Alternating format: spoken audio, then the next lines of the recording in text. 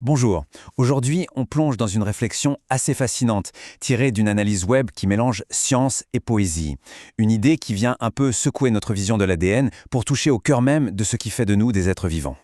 Et la voilà, la question centrale. C'est assez provocateur, non?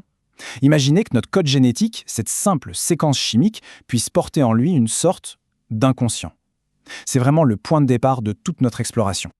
Alors pour décortiquer ce sujet qui est quand même assez dense, on va suivre un parcours en plusieurs étapes. On va commencer par la mémoire, voir comment elle sort de nos têtes, puis on verra comment le code se met à réfléchir sur lui-même. De là, on va assister à la naissance de ce qu'on appelle le fantasme, comprendre comment il s'ancre dans l'ADN, pour finir sur un choix éthique assez crucial pour l'avenir. C'est parti. Bon, première étape. On a tendance à voir la mémoire comme un truc purement interne, qui se passe dans notre cerveau.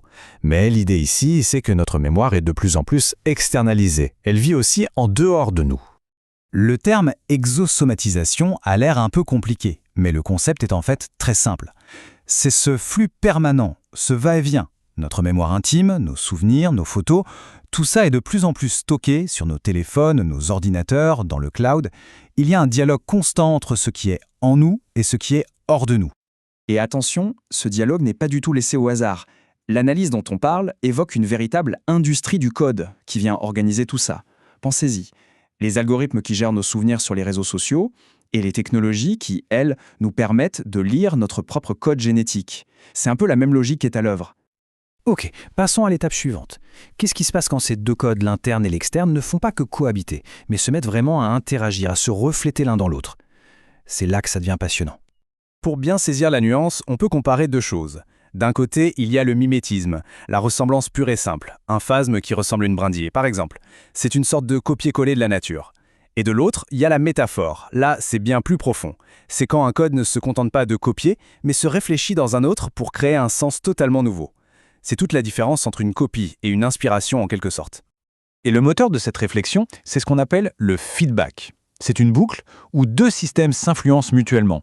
Imaginez d'un côté notre conscience, nos pensées, et de l'autre, le monde matériel, notre biologie. Eh bien, ces deux univers sont en dialogue permanent, et c'est de cette boucle de rétroaction que naissent des choses aussi fondamentales que la mémoire, la régulation et même le désir. L'évolution de la tortue, c'est une image absolument parfaite de ce processus. Au tout début, des simples côtes qui s'élargissent. Puis, une protection qui apparaît sur le ventre. Et pour finir, une carapace complète fusionnée au squelette. C'est une armure qui se construit petit à petit en réponse à son environnement. Il faut garder cette image en tête. Une histoire qui se grave progressivement dans la biologie pour former une structure, une protection. On arrive maintenant au point de friction, au point culminant de cette interaction entre les codes. Cette rencontre, parfois ce choc, entre le monde subjectif et le code matériel, va donner naissance à un concept clé de la psychanalyse. Voici la phrase clé. Le fantasme surgit au point de friction entre l'énoncé matériel et l'énonciation subjective. Alors, en clair, qu'est-ce que ça veut dire? Eh bien, imaginez d'un côté le code de la vie, la réalité brute, biologique, et de l'autre, notre histoire personnelle, notre conscience, nos désirs.